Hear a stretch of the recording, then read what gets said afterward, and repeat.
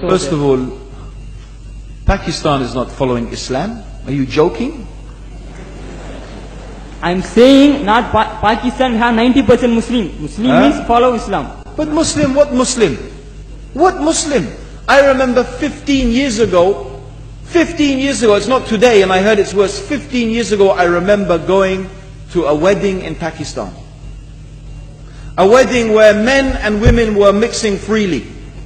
Where the bride was dancing on the stage with all the male members of the family dancing on the stage.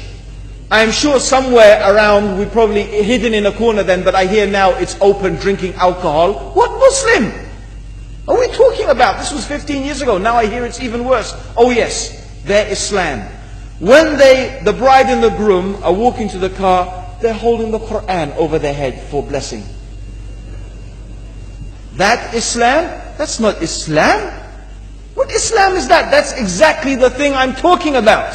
That's why Muslims are in such a mess. Because of this nonsense, this hypocrisy, actually they are insulting the Quran by doing that. Amongst all of this haram, they think that the Quran holding it over their head is going to bless them because they're holding it. What is that? Where did they get this from? So, I don't know what we're talking about. In fact, this is the problem.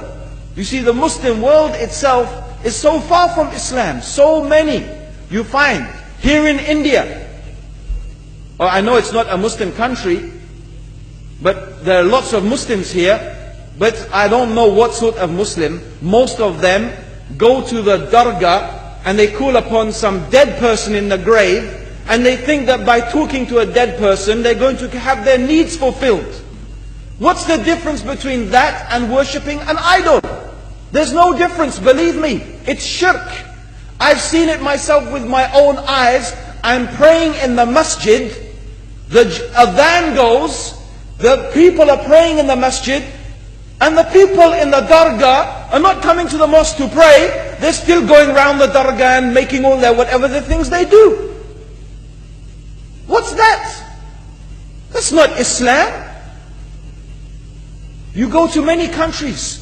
You find Pakistan, you want to see Islam in Pakistan. You know, in England, in every street corner we have a pub.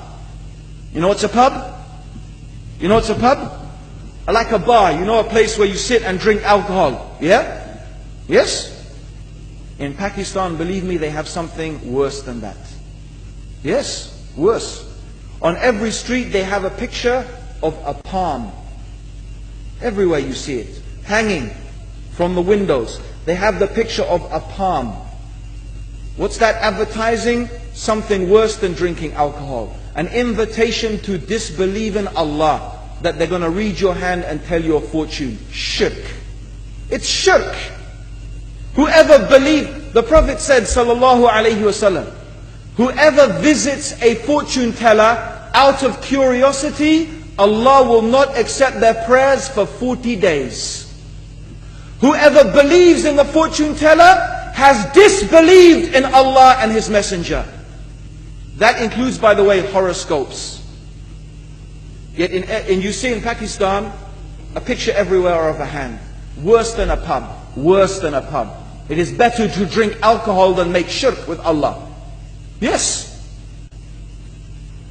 So this is the Muslim countries. You will not find one except they are not doing magic and shirk and kufr, or except maybe one or two you will find. So this is the state of the Muslims. So no wonder we're in the confusion and the chaos. So these are not good examples.